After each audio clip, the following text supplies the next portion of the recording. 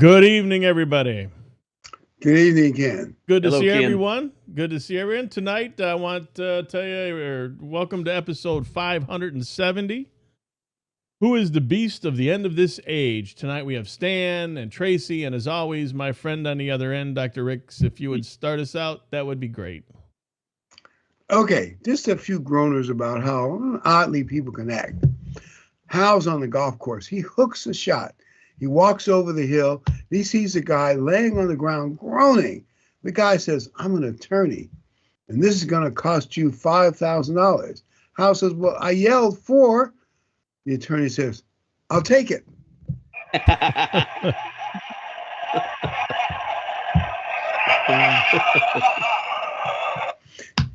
Two young college women are discussing religion. One says to the other one, I think I can believe in a virgin birth, but 3 wise men? No way.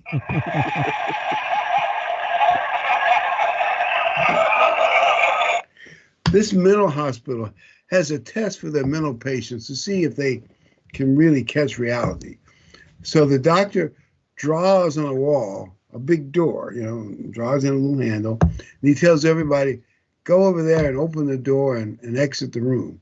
Everybody gets up and lines up to try the door, but one guy's still sitting there. And they say, well, why are you still sitting here? He says, well, I'll let them fight it out. What they don't know is I have the key. They're all crazy. Okay, this is the last one. My pièce de résistance. One friend says to the lady, I see you have this nice locket with a keepsake and a memento in it. And she said, yes, it is some of my husband's hair. She said, wait a minute, your husband's still alive? She says, yes, but his hair is dead. Okay.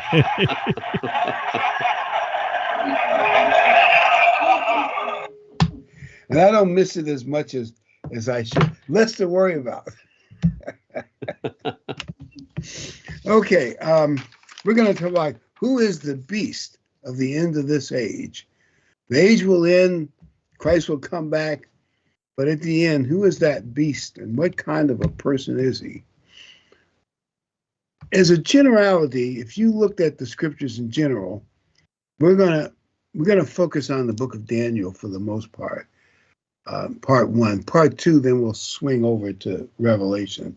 But in general, would you agree, if you look at the apocalyptic biblical scriptures, he's a sneaky, dastardly man? Oh, yeah. Definitely. Following the influence of Satan himself, who Yep. was also a deceiver and liar. And so when you look at Daniel, the first half of Daniel was his experiences, which were, some of those had a vision of the future as well.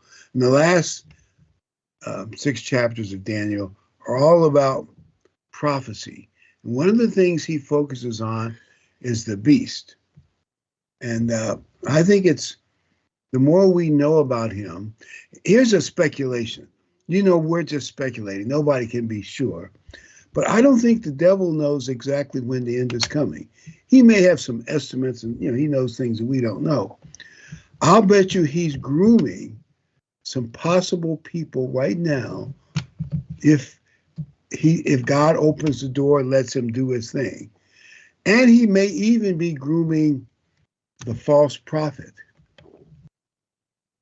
Oh, yeah. Well, we're about to get a new edition here any day now.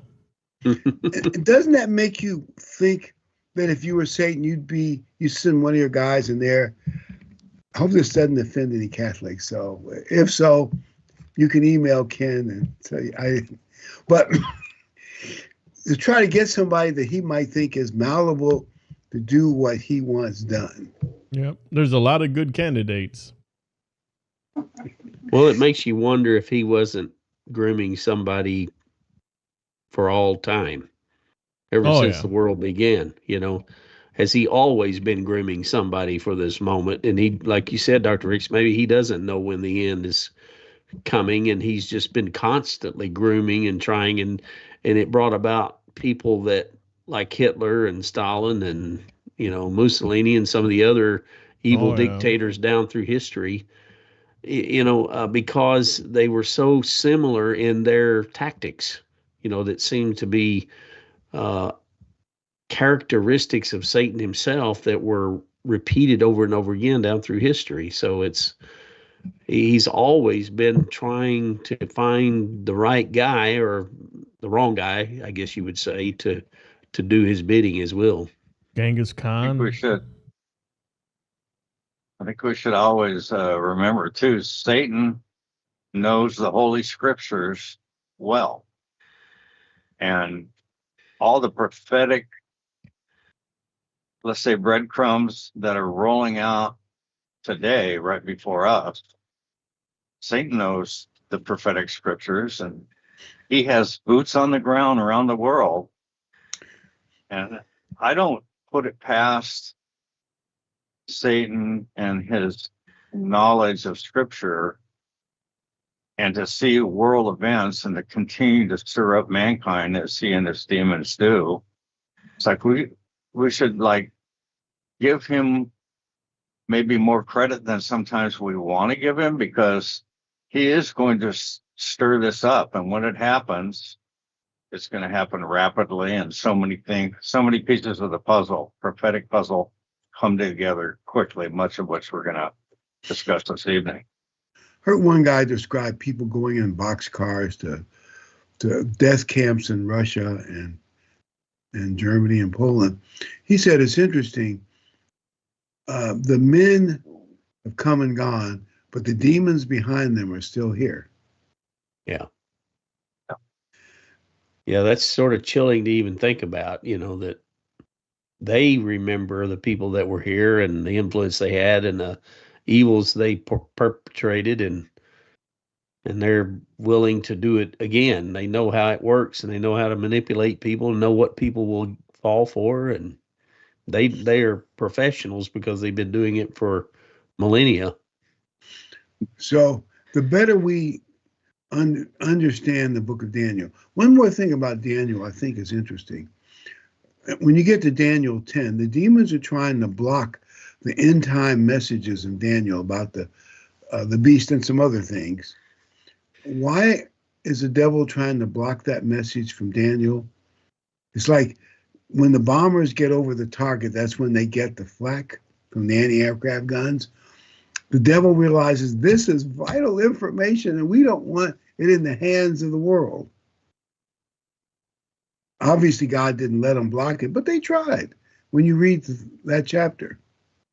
Even in Paul's day, he made statements like that. He said, I wanted to come to you, but the devil withstood me. He kept me from going over there to meet you guys. He knew that for some reason there was a wall there that he could not pass. And he was only allowed to go to the places, right there in his small area of the Roman Empire. But I think he's still busy. I think Satan is still busy keeping us from doing the work of God and preaching and teaching and it going out, and even people receiving it as well. That might make a good topic someday. Look at the scriptures where Paul was restricted. I have getting to Rome, because Rome was the center of the world. And the devil didn't want Paul doing his thing in Rome. But the way it worked out in the long run, God made it work. Not only did he get to Rome, but he had the Praetorian Guard to guard him. Yeah. So nobody could shut him up. And actually convicted some of the household of Caesar. I mean, think about it. You think that was in Satan's plan to have some of the Romans to be converted? I mean, and God did it in such a way that it was to his glory and that the truth was spread about and it continued to go out into vast regions of the earth after the time of Christ. I mean, Paul laid a great foundation. If he had been limited to, say, a couple of synagogues in the Jewish probably poor neighborhood of Rome. And that would have been nice, but it wouldn't have been the same. It worked out in spite of the devils trying to block him. So I do think God's going to eventually win, no matter what. But the devil is going to, I believe he's grooming someone for this job. Ken, would you read Daniel 7, please? After this, I saw a fourth beast, dreadful and terrible, exceedingly strong, and it had huge iron teeth. It was devouring, breaking in pieces, and trampling the residue with its feet. It was different from all the beasts that were before it, and it had 10 horns. I was considering the horns, and there was another horn, a little one, coming up among them, before whom 3 of the first horns were plucked out by the roots. And there in this horn were eyes like the eyes of a man, and a mouth speaking pompous words.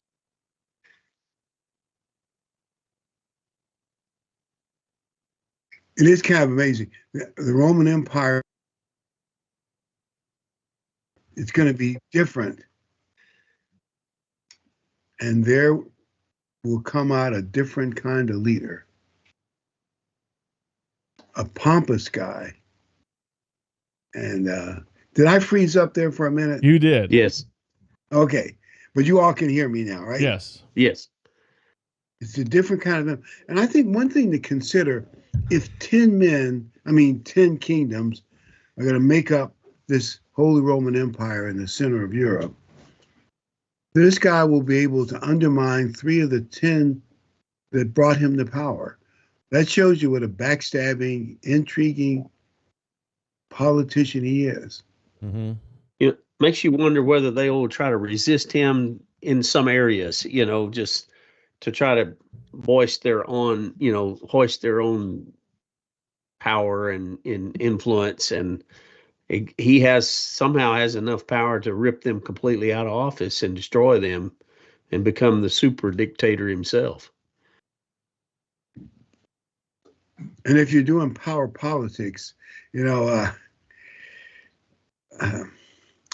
they say that a politician should be feared more than loved, or at least feared among the political elites. You do in 3 of your compatriots, that get people afraid of you. Machiavelli said it's better to be, if you have to choose, obviously it's better to be loved than feared, but if you have to choose, pick fear.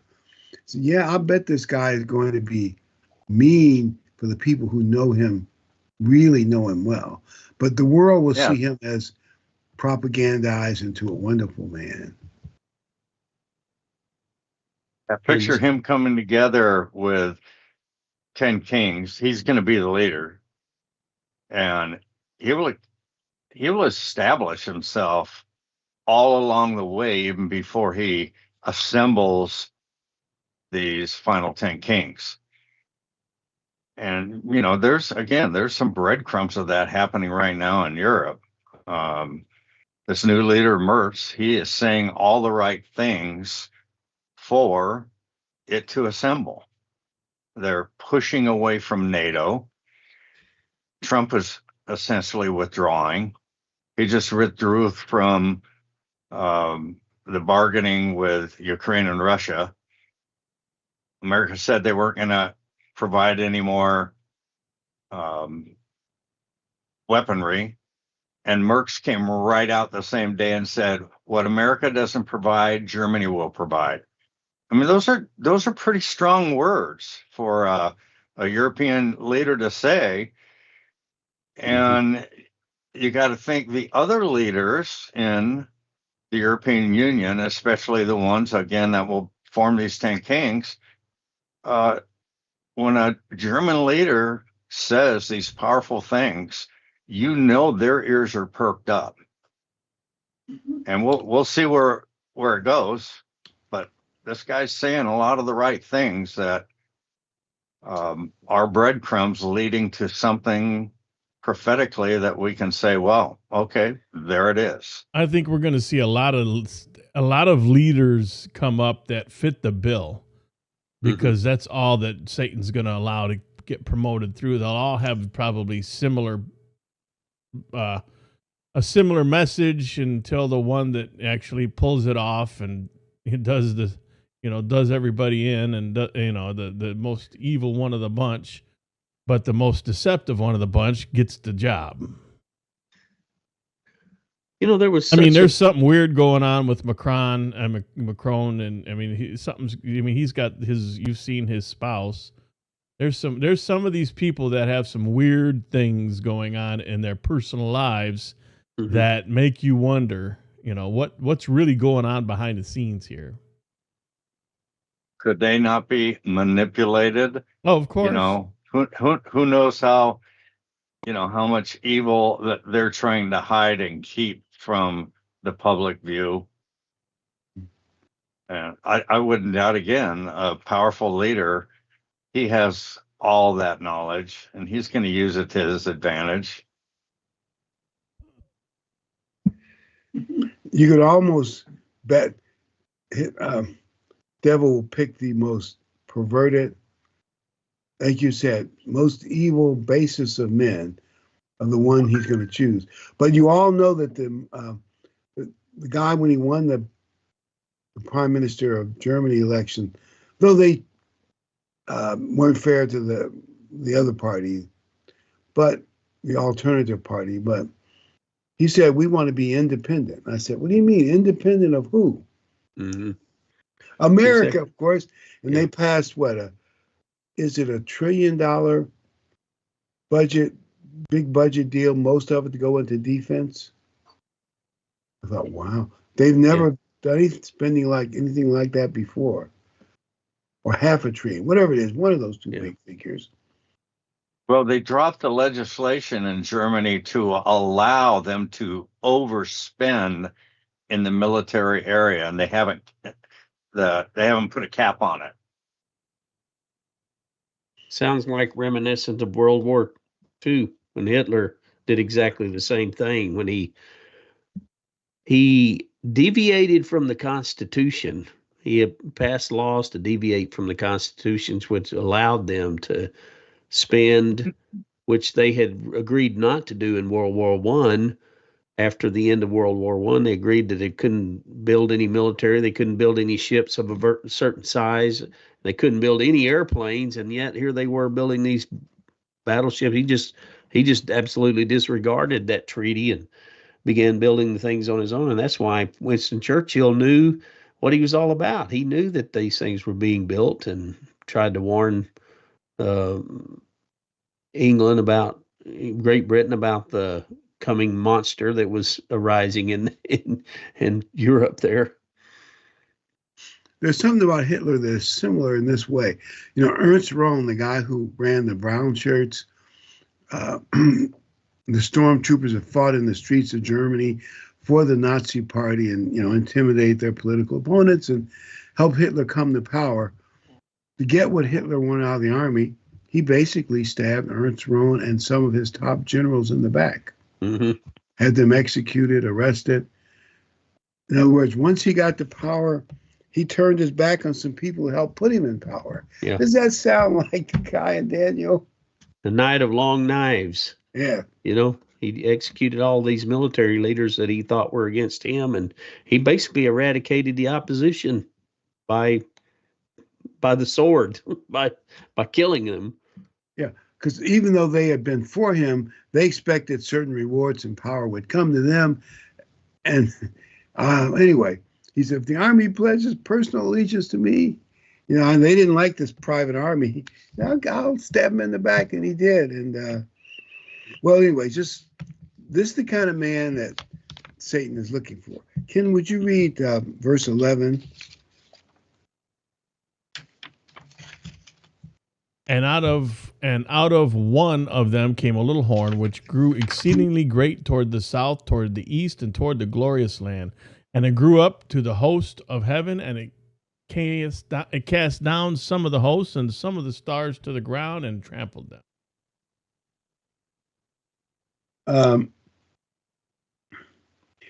And would you also read verse 11?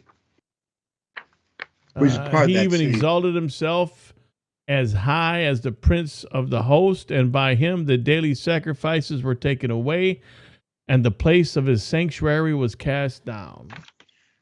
I know some of that might be a little confusing. I think that if Satan takes over this guy, some of the comments about reaching to the stars in high heaven refer to Satan, and some of them refer to the man, but it's like they become one and the same. Like you'll see in Isaiah and in Ezekiel, when it talks about the king of Tyre and Babylon, it starts off talking about the king of Tyre, but then it morphs into Satan. And then the chapter ends coming back to the king of Tyre. It was the real king behind the human king was really Satan. We just can't see it personally, but it's so this guy is going to be really directed by the spirit world, and I believe that when he pollutes the temple, it will, and Daniel says it will be a trigger to know the end time is closing in. And I know people don't want to believe a third temple is going to be built. I have no idea when it's going to be built. It doesn't look like it's likely to be built now, but you never know. You know, this ain't related to the temple, but it is kind of on the nose to me. You know, when he talks about in Revelation the seat of Satan being in Pergamum. And Pergamum had some temples, and they were all idolatry, and there were a bunch of pagans. It was bad. But that in the late 19th century, Germany took one of the temples out of Pergamum, which was in Turkey, and moved it to Berlin and put it in a museum. So now what was called in the Bible the seat of Satan sets in Berlin. And since then, we've had 2 world wars come out of that country. It's kind of on the nose to me, but maybe I'm wrong. But it's strange, you know, how that all came about. It's like you should have left it where it was at. You'd have been just fine. But no. Well, even in the book of Revelation, when it talks about, you know, he had the beast power had 7 heads and 10 horns. You go back to the previous chapter and it describes Satan as having 7 heads and 10 horns. I mean, it's identical characteristics. The name is there, the power behind the throne, if you want to call it that, the whispering to the leader there to influence, and actually entering into the mind of a demonic influence, entering into the mind of a leader like that. It has no qualms about killing 1 million people. That's happened in history, and we can look to that and know that it certainly will happen in the future. This individual, though, becomes so influential and so powerful that he, as Paul said in 2 Thessalonians, he considered himself to be God himself. He says he sits in the temple of God, claiming that he is God. I mean, that's what's the most ultimate blasphemy you could a man could claim. But he will be either self-convinced that he is that way, that he is so powerful that he is God. And that's happened many times in the history of mankind as well, where the Chinese had men they felt were sun gods or gods. They were immortal. The Romans did that as well in history. You know, the Caesars claimed titles that were, that were as on the level with God, basically. Didn't you say once, Stan, that Satan wanted to be worshipped? Or was that Ken that said it? He does want to be worshipped. He wants to replace God. He wants to be God. And he's going to want to be worshipped. So if he inhabits this guy, or whatever the details are, maybe through him, people will be also worshiping Satan. No, of course. That's why I think you said, Ken, there's going to be a religious factor. It won't all be politics. I mean, the two will be blended together, as often happened in the pagan world. So I believe it's going to... Can you read Matthew 24:14, please, Ken? And this gospel of the kingdom will be preached in all the world as a witness to all the nations, and then the end will come. Therefore, when you see the abomination of desolation spoken of by Daniel the prophet standing in the holy place, whoever reads, let him understand. Then let those who are in Judea flee to the mountains. Two things strike me. One is the gospel has to be effectively gone to the world. Obviously, the two witnesses preach out of the temple, or at least near around the temple. And the temple is desecrated. We know that the temple, when it was desecrated in 168 BC, they put pig's blood on the altar and pigs, and they put a statue, they believe, of Zeus, right in the holy place where the priest did all their special stuff, and in that doorway. And Christ, Christ said it's going to happen. So if Christ said it's going to happen, it has to happen. Yeah. Yeah, you got to remember these are the words of Jesus. He's telling his followers to look for these things. He also said, when you see Jerusalem surrounded by armies, know the destruction thereof is nigh. And he could have been talking about 70 AD, which was just around the corner from his lifetime. But I think prophetically, he was also speaking about the time of the end, the second, his second coming, right before his second coming, and the end of the age as he opens the 24th chapter of Matthew here and warns about this abomination of desolation spoken of by Daniel the prophet coming to fulfillment, and every generation in religion has looked for it and thought they knew it was coming and thought they saw signs of that time, but it still hasn't happened yet. And what we find in also history important. I was just going to say that I was key on the words when Christ said, when you see. None of us are going to miss this. And then he defers to all the prophecies out of Daniel, the abomination of desolation. And then when he defers to Daniel, and then you go to Daniel and you read those verses where it talks about the abomination of desolation, then it adds in, regular sacrifices stopped. Well, it hasn't started yet. So it's when you see, we're going to see it. And the other is there's going to be sacrifices at some point in the Holy Land, and they're going to be stopped at a certain point. Okay, that's again, those are like tripwires to me. We're just not going to miss those. I think they're going to be that evident. The world will see it. And those that understand the scriptures, that's fulfilling for us. There's prophecy just fulfilled before our very eyes. And that's the start of the 3.5 years. We are looking at things differently than the world or the Christian world is. So to your point, I think we'll be seeing things from God's point of view, and the way a vast majority of the Christian world is deceived into many things like Christmas and Easter and all the things we bring up in hell.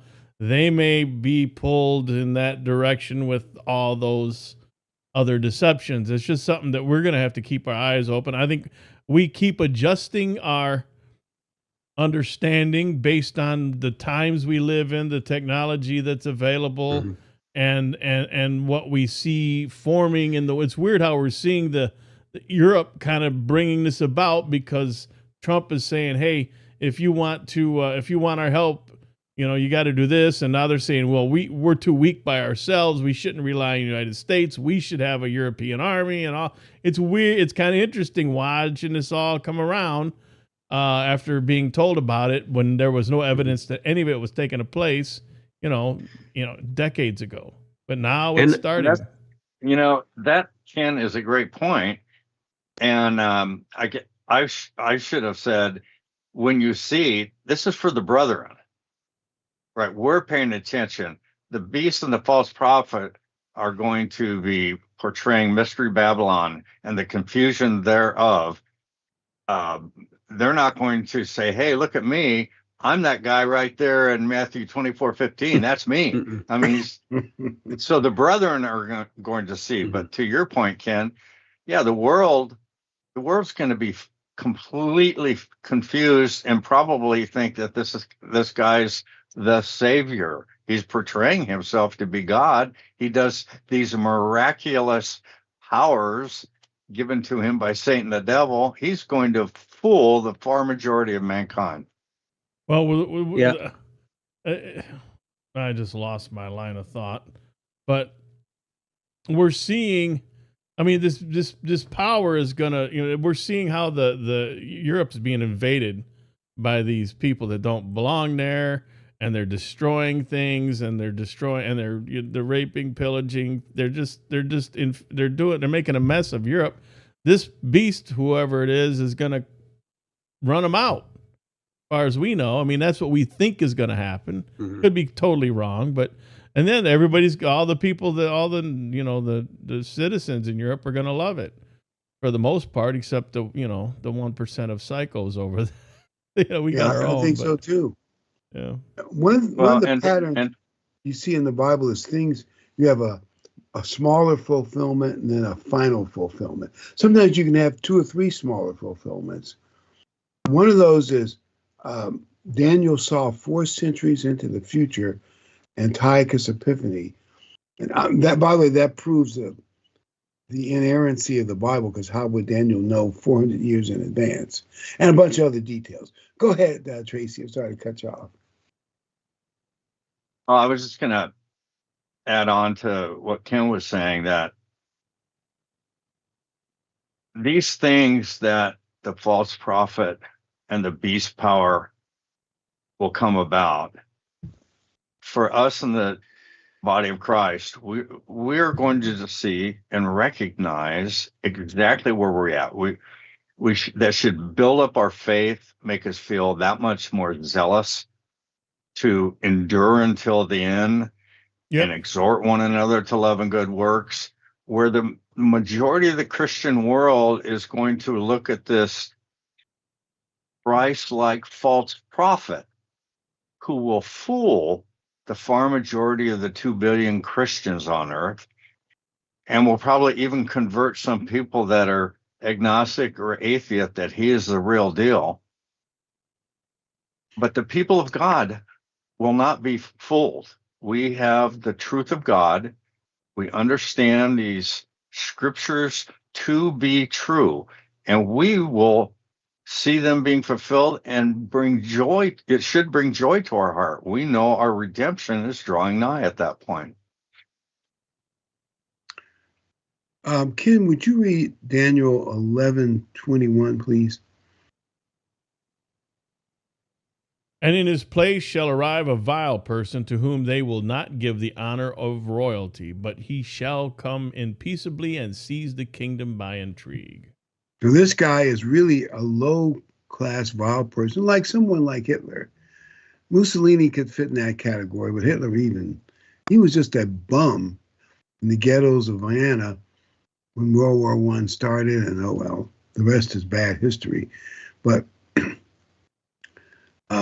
he's going to be a vile person, and Antiochus Epiphany and Hitler are both models of intrigue and lying propaganda to deceive many. We probably don't know it now, but there was a time when they call it Babel, where Dr. Goebbels did the propaganda for the Third Reich.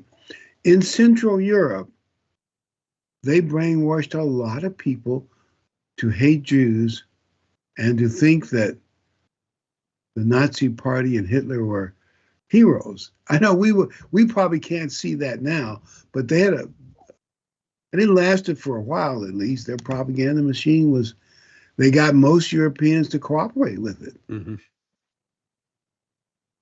Neil made a point in the chat room, and I just expand on it. There's going to be the mark of the beast.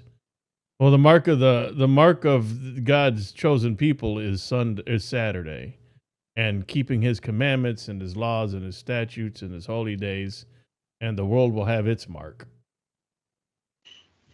That's right.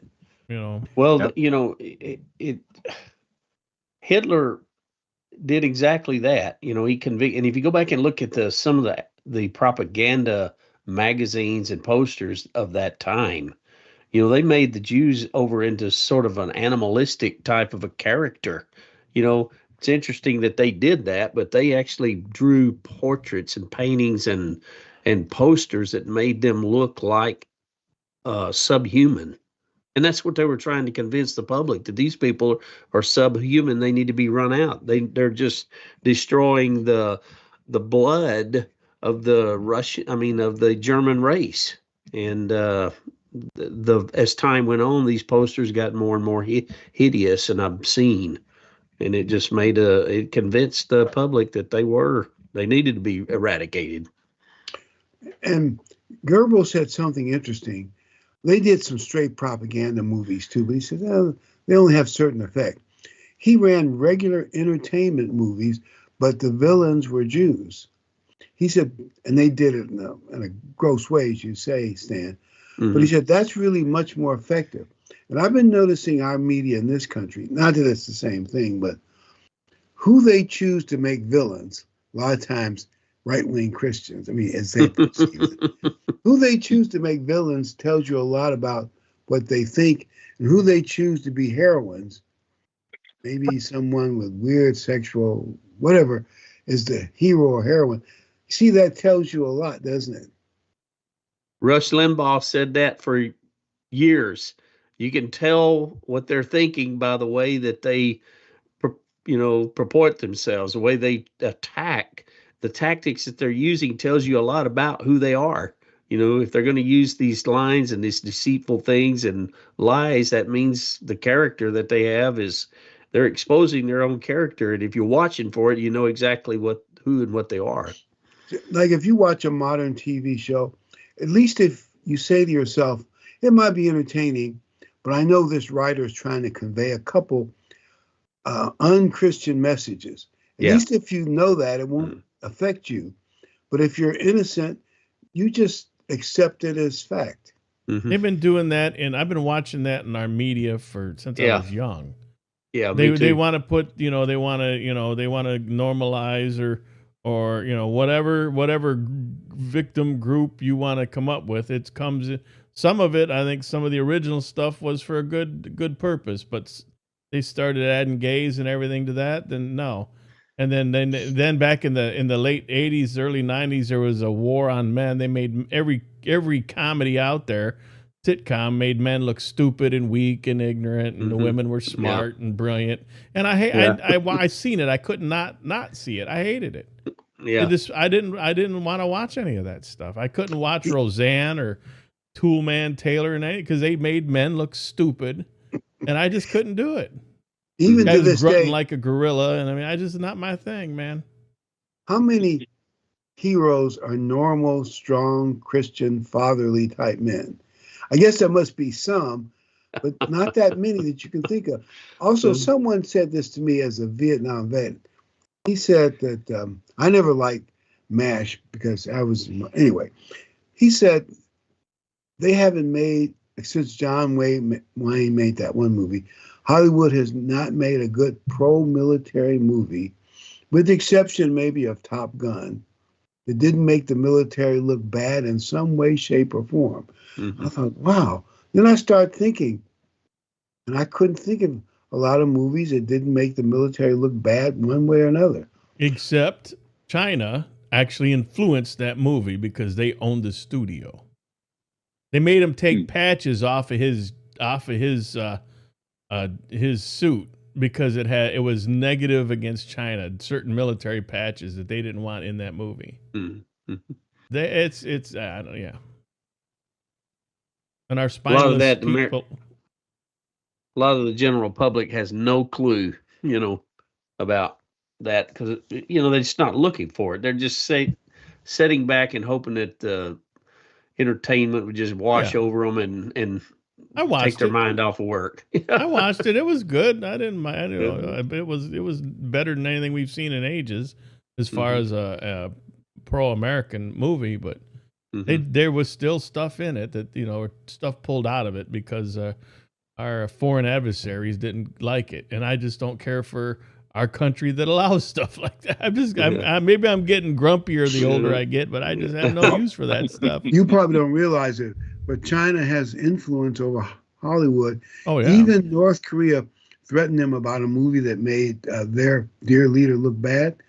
Hollywood backed off because they threatened them with hacking, whatever the North Koreans could do, but they don't want to upset the communists. Hollywood doesn't.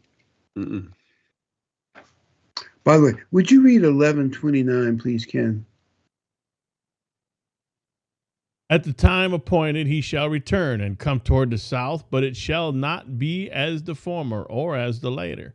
For the ships of Chittim shall come against him, therefore he shall be grieved and return and have indignation against the holy covenant. Now, here's what happened historically.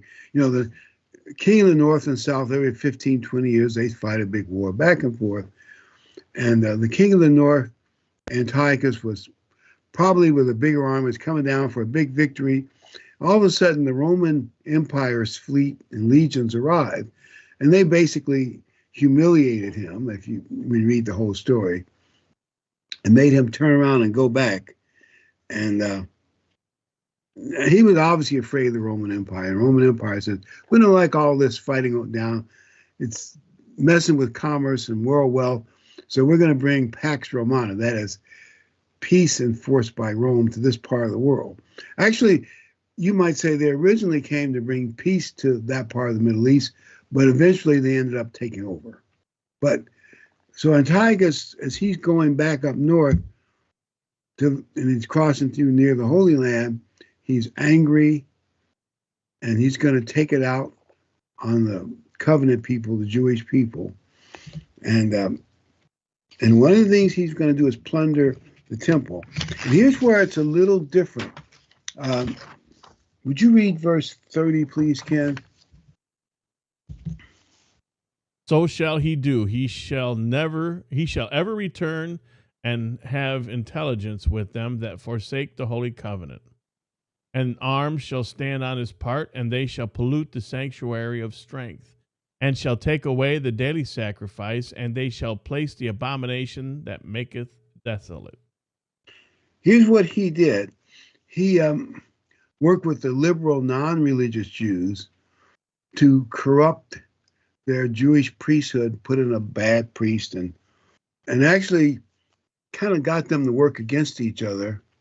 He put a statue of Zeus in the temple and pig's blood on the altar. That's what Christ was referring to. But could you imagine in the future, some future evil man could turn the liberal Jews against the conservative Jews?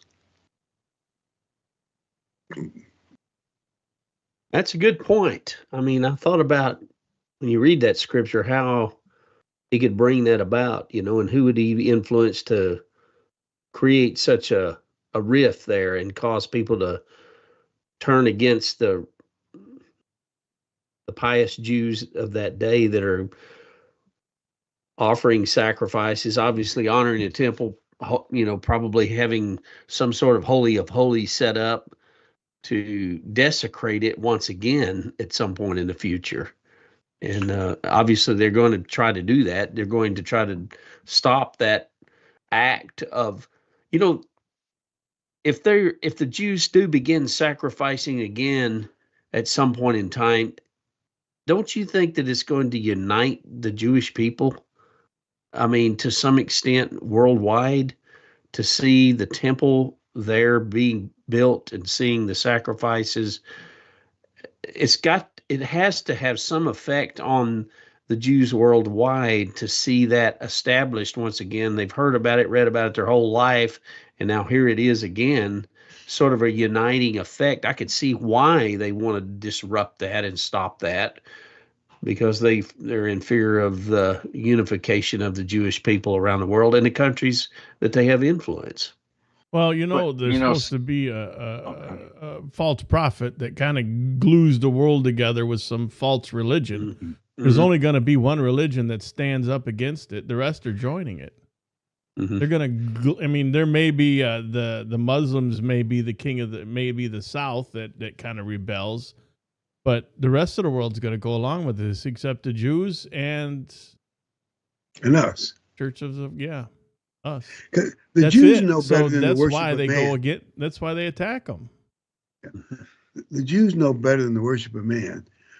And you're right, Stan, it will be a uniting factor for Jews all over the world. Here's where it's a little intriguing. It is possible, I'm just saying possible, even though unite Jews around the world and we're all happy about it, when they start sacrificing, there's going to be some element of liberal Jews who will oppose building the temple and or oppose actual sacrifices. Maybe they'll be the minority and they'll kind of reluctantly cooperate, but some evil man could get in there and use them to work against each other. But he's going to stab all the Jews in the back, but he's going to use their factual divisions against them, like Antiochus Epiphanes did. You know, the attack by Hamas did some of what, like Stan was saying, it has united many of the Jews. Same way when America was stacked during 9/11, there was a unique bonding of our country for a period of time there. And the same thing happened after Hamas attack. And the Jews have somewhat come together nationalistic. Mm-hmm. And there's definitely a push by the Temple Institute to not only rebuild the third temple, but for sure, they've already picked out the descendants of the Levitical priesthood to use the ashes of the red heifer to purify that priesthood. They purchased land on the Mount of Olives overlooking the Temple Mount because they feel from the first chapter of Ezra, all they have to do is view the Temple Mount and to sacrifice a 10th red heifer. And that would open the door to future regular sacrifices. The red heifer would be a singular event, as it most often was through the Old Testament. And so I think this, you know, uniting, let's say, of Jewish, not only Jewish religion, but Jewish nationalism, I think is present. And, you know, again, to Stan's point, it does bring people together. Sometimes bad things happening to a nation, you know, pulls them in not only nationally as the Jewish state, modern day Israel, but certainly for them to do the things that are pleasing in God's sight, in their eyes, are to do sacrifices and such. And that's not far away. No, what you said was a good point, because it united the far left whack job Jews. I mean, the far left liberal Hollywood that were cussing out Trump on a daily basis, and everyone, all of a sudden, they're all on the same page, and they voted for Trump. A lot of them this last go around, and they were as far left as. But when it came to that, October 7th, and defending their country and their faith, even if they've been lived here their whole lives for generations, they jumped off of the left wing on that point, and they did. It did start to unite them. If things got worse, it'd just be even more so. Here's a possibility, and I think this happened. I hope I get my dates right. 520 BC. The Jews actually they put down the foundation of the temple and started sacrificing. They didn't actually finish the full building until 5 years, 515 BC, which fit the 70 years prophecy. But in other words, they were sacrificing for several years while they were still finishing the temple. So theoretically, you could have sacrifices before the temple takes its final form. I mean, based on what they did with the second temple. So it's hard to know what's going to happen, but here's a thought. And this is just something that dawned on me. The first time when Antiochus Epiphanes put the statue of Zeus, the main god for the Greek world, in the temple, what if the man of sin, the beast, actually puts a statue of himself in the holy place, as well as sits on a throne there claiming he's God, and then leaves his statue behind, and maybe with the help of AI and other things that we don't yet know, the statue can bleed, cry, and talk. Wouldn't I mean, it be is that possible? right? But I would suspect that his followers would do it. They would insist on it. He would be like he would probably not be the person behind it directly, at least to be seen, but his followers, his people would insist on his he'd be that way he can keep his you know what I'm saying? He's not the one doing it. It's his people that support him. Yeah, I wouldn't doubt it at all. Yeah, we've talked about that before. Yeah. Statue of himself instead of Zeus or some pagan god, because he's going to be different.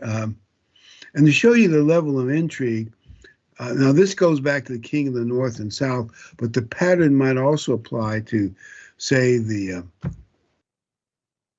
if there's a caliphate of the Middle East and an emperor of the Holy Roman Empire, it might apply to them as well.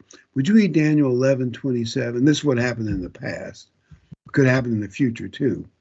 Both these kings' hearts shall be bent on evil, and they shall speak lies at the same table, but it shall not prosper, for the end will still be at the appointed time. And apparently, historically, the two went to peace conference tables while they were really preparing to stab each other in the back, but pretended that they were working out a peace deal. And can you see that kind of thing going in the future too? Oh, yeah. Oh, yeah. But that's the kind of intrigue and historically speaking, 3.5 years is a short time period. I mean, it really is. So he will get 3.5 years of total power, at least reasonable. As we say, maybe the Muslims and the Jews won't be worshiping him, but for the most part, the rest of the world will follow his lead. But historically, that's a very short time period. 3.5 years. It's like being in high school or less. But it's also the same amount of time we were in World War II. Yeah, America. That is true. They could do a lot of damage in 3.5 years. Yeah, that is true. Yeah, that is true.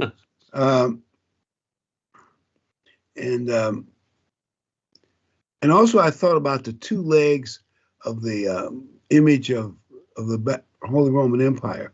One thing that might seal the false prophet and the beast powers, they may unite the Eastern Orthodox and Catholic Church into one church, heal that breach.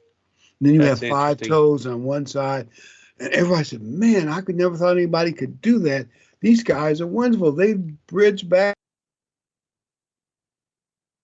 I hope he didn't freeze up because I want to hear what he has to say. That's a very interesting point. Yeah, and it dropped his video feed. There he's back. He's back. There he's back, Dr. Ricks. We missed that. Oh, very interesting legs. point. Go ahead, Dr. Ricks. 2 legs are mentioned in the Daniel's statue. Hmm. Well, what if the false prophet and the beast make a deal where the Eastern Orthodox and Catholic Church bind back into one church? And think of the power. They could unite Western Europe and Eastern Europe all into one great empire. And part of everybody Russia. Would be so impressed. And part of Russia.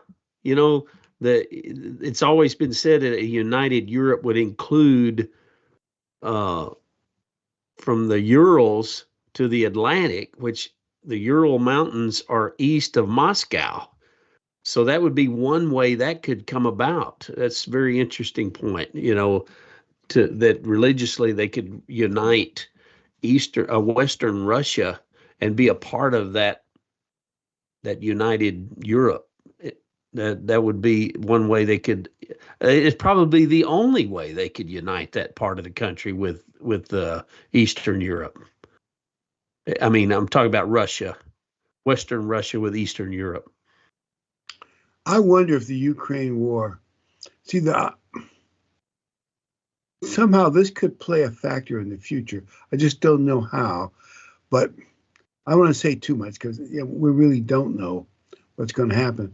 But I bet there are people in Ukraine and maybe other places that say, we don't want this war to end too soon. We're making a lot of graft, corruption, and money off of it.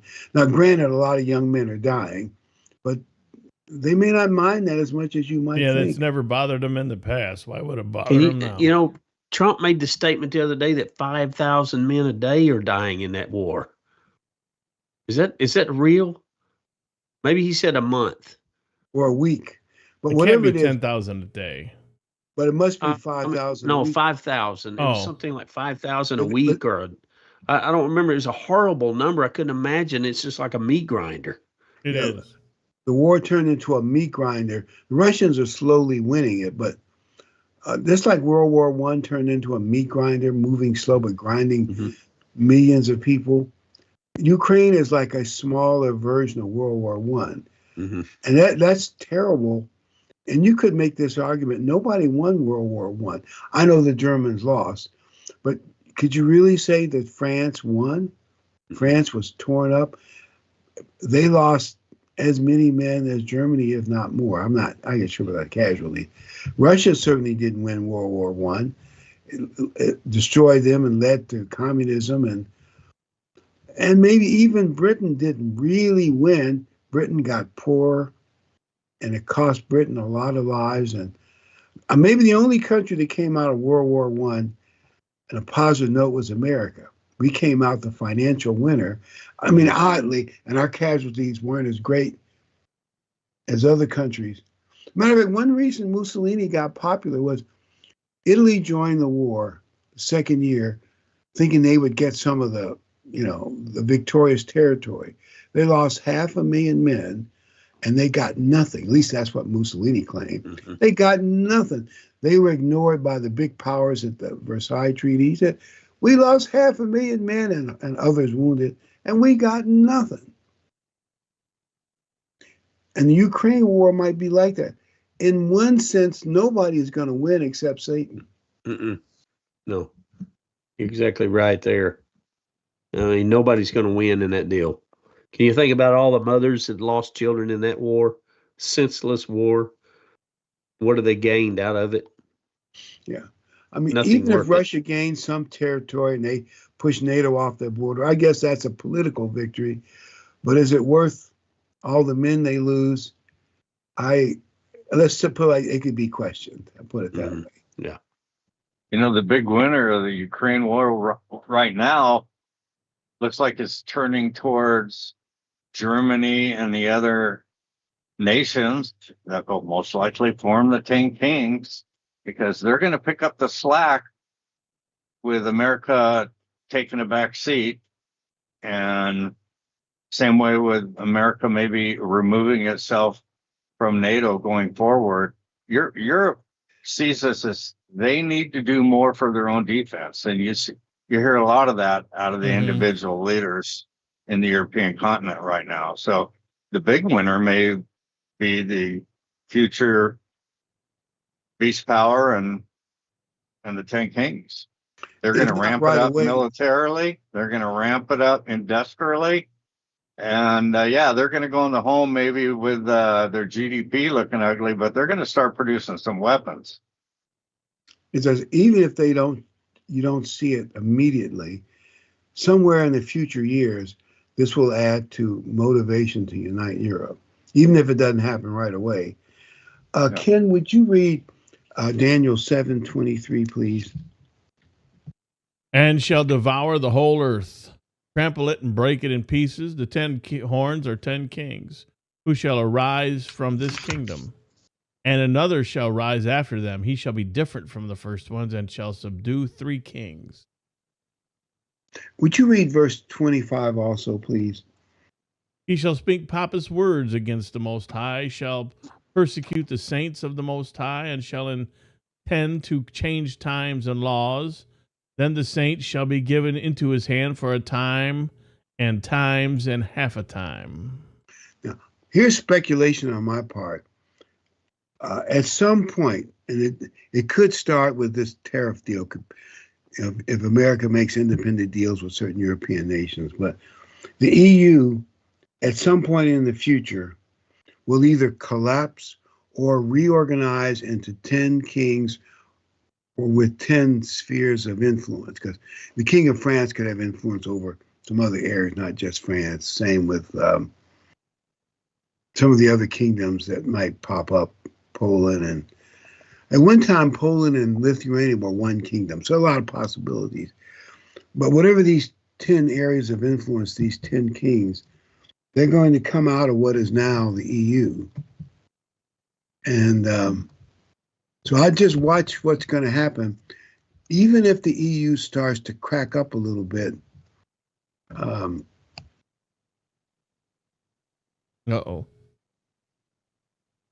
I don't know why he freezes up, because he's the only one that does it lately. Yeah, you froze up again, Dr. Ricks. Yeah, I freeze up again. See, I'm saying stuff that the devil doesn't want you all to hear.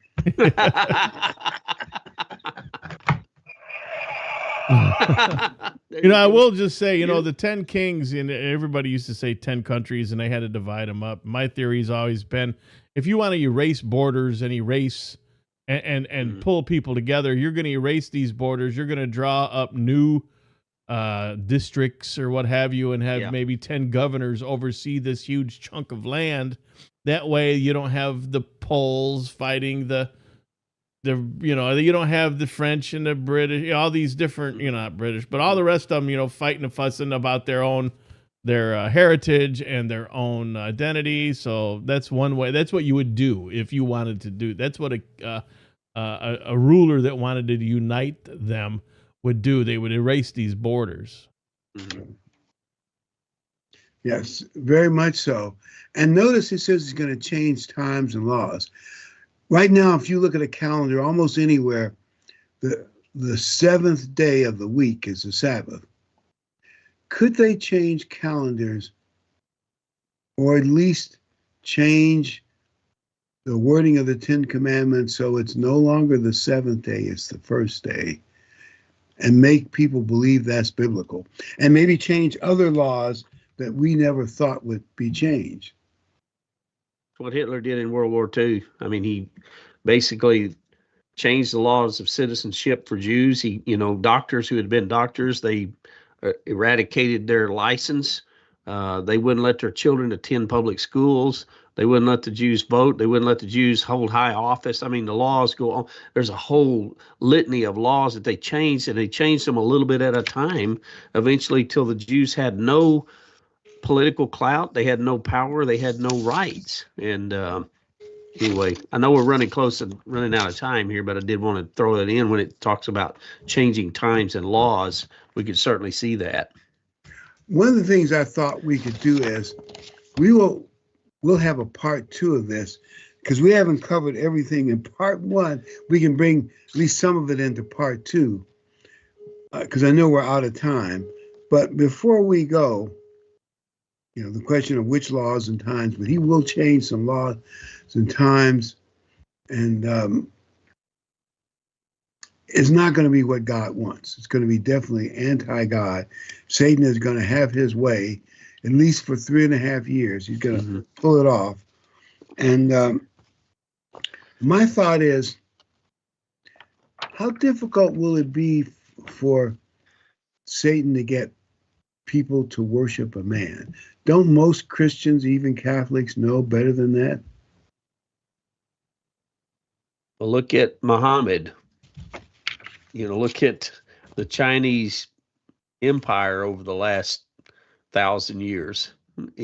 For that matter, the Japanese in the past worshiped their emperor and considered him royalty. And as I said earlier, the Caesars took on names of divinity because they believed they were a god. I guess it's relatively easy to convince people that this man needs to be worshipped as a god. Absolutely. Look at it. Second Thessalonians, 2 and around verse 3 or 4, he seats himself in the temple of God and flat says he is God. Mm-hmm. That's a pretty bold statement coming out of the New Testament scriptures, and it's almost a standalone. It's pretty powerful. So yeah, I think what Dr. Ricks just said, could that happen? I think it's clearly going to happen to some degree. And look at the Pope. Before we go, I wanted to throw out one thing, that because you mentioned the Polish nation, and the Polish leader Tusk said, this is so provocative. I'm going to read it word for word. 500 million Europeans are asking 300 million Americans to defend them against 140 million Russians. Europe lacks the belief that we are truly a global force. Those are some pretty powerful words from a Polish leader. By the way, Poland has upped its defense spending. I guess ever since the Ukraine war, Poland has been, I think they've doubled their army. They're building up.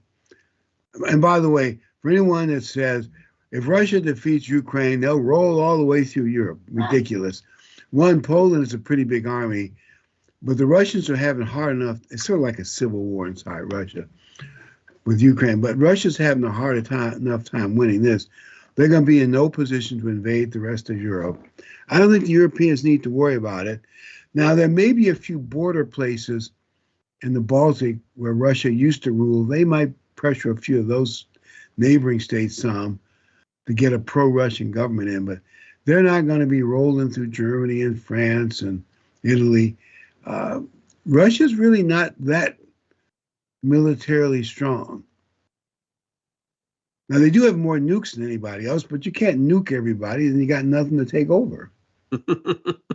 Yeah, that's a good point. If Russia was as strong as that, conventional means, they would have ran through Ukraine in a heartbeat. Ukraine in a matter of days. Yeah. Then it's been what, Exactly. 3 years now. They're playing games over there. And Ukrainians are tough, and by the way, a lot of Ukrainians did fight with the Germans, and that's all Stalin's fault. It's a long story. Half the Ukrainians fought for the Germans and half for the Russians. It's sort of like restarting an old civil war that they fought. And there was some vicious fighting. Some of the most vicious fighting in World War II is in the Ukraine and that general part, especially in the winter. They fought 2 winter battles in that part of Russia. And in the end, those 2 winter battles cut the heart out of the German army. You can imagine, especially the first one, Hitler was so sure of victory, he did not have winter clothing for his soldiers. Mm-hmm. And you're invading Russia, and all of a sudden November comes, and you're still in your summer clothing? You think of how scary that is. Oh, yeah. Yeah. It's another thing. Europe loves war. They've been doing nothing but war. I mean, that's where the 100-Year That's War true. was. I mean, they've been. Oh, that's right. I forgot about that. They love war over there, and it's only been since we've been a world power that we've stopped war since World War II in Europe for the most part. There's been little bits here and there, but I mean, it wasn't the UN that stopped war. They make war. They invalidate war. War is, you're supposed to have a winner and a loser, and then your war is done. But yeah, since World War II, because of us, Europe finally stopped trying to kill itself or each other, or however you want to. Europe and Asia over there. It's just they love war. There is a possibility that countries like Italy and a few others may make separate trade deals with America, which would undermine the EU. I'm assuming that won't happen. But if it did, there's a possibility the EU could have a lot of problems in the future, forcing Europe at some point to rely on a different form of unity. But this might take several years to fulfill. So I would not assume that things are going to change quickly. But Trump is I'm trying to think of, he's a consequential president in a formative way. The world is never going to be the same after Donald Trump. And I could be wrong about that too, but that's how it looks, right? Mm-hmm. And right now it should be good for America. It looks like China is losing the trade war with America. It looks like we're going to win. We may have a little rough patch to go through, but I believe they're going to bring a lot of jobs back to America. We're going to become richer. And we will have to see what happens in Europe. I think they're on a trajectory to move away from us, but it still might not happen for a few years. What do you think? Possible. I say buckle up. Yeah. I mean, truly, it could happen quickly. I always look at, because everything happens in that 3.5 year period of time. the abomination of desolation. We see it. We see the beast and the false prophet that come together. The king of the north pushes at the king of the south and finally invades the Holy Land. And it starts. And the two witnesses come on scene. We're not then far away from the great day of God Almighty and the day of the Lord. And it, I think the people of God should buckle up, because yes, it could take several years, absolutely, but it could be a whirlwind and it'll take us off guard. And we should not be caught off guard. We should have it in our mind, prepare that it could happen quickly. And if it does happen quickly, you're not surprised. If you keep thinking, oh, we've got another 40, 50, 60 years to go, you're going to let your guard down.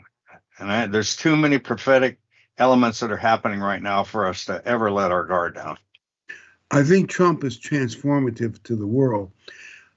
How that's going to work out, how long it's going to take, I'm afraid to say things are going to shape up in a year or two, because then people will get burned out and they'll say, oh, you got our hopes up. But it's moving in the direction of prophecy, just a question of how fast or how slow. We could have, we could have 3 or 4 years of prosperity. See, if I were the devil, I might say, let them have prosperity. It'll corrupt the Americans. They can't handle prosperity. They'll get more carnal, and then lower the boom on them. Now, am I wrong in saying that, Ken? No, not at all. Well, the scripture says when they say peace and safety, then comes sudden destruction. It's exactly what you described, Dr. Ricks. Yeah. So if we go into prosperity, which is a wonderful thing, and your stock portfolio goes up, is starting to go up, and everybody thinks, I'll start making more money off my savings account, and maybe, and it's possible that the car industry will come back and people will be able to buy more new cars, all of which is good. And you start thinking, oh, that's a wonderful world. And you start forgetting God. That's a mistake. Right. Well, if that's it, nothing else we want to bring up tonight. I'll say good night, everyone. Glad everyone joined us tonight. And we'll see you next week. Maybe part 2? Part 2 next week, God willing. And we didn't cover everything we had for this week. We'll put in what we didn't cover, and I'll bring up some more out of the book of Revelation. And if we don't cover everything, maybe we'll someday have part 3. Well, it's an ongoing evaluation of prophecy, because things change so fast, Yeah. And maybe by next week, America might have a trade deal, and the stock market may be rocketing up, and you'll say, see, we are going to have some prosperity. Just if we do, don't let it spoil you. Yeah. Exactly. I would say that it changes, but not the core understandings change. But the world around us changes, that we may understand those things a little better. So I'll say good night, everyone, and we'll see you back here again next week. Good night. Find my intro. There we go. And thank you, gentlemen. I think you all did a very good job today.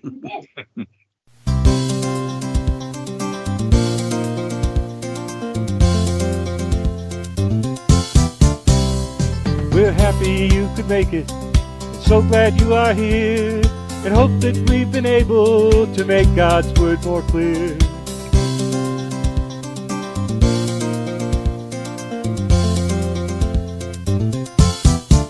Until next time, may God be with you in everything you try.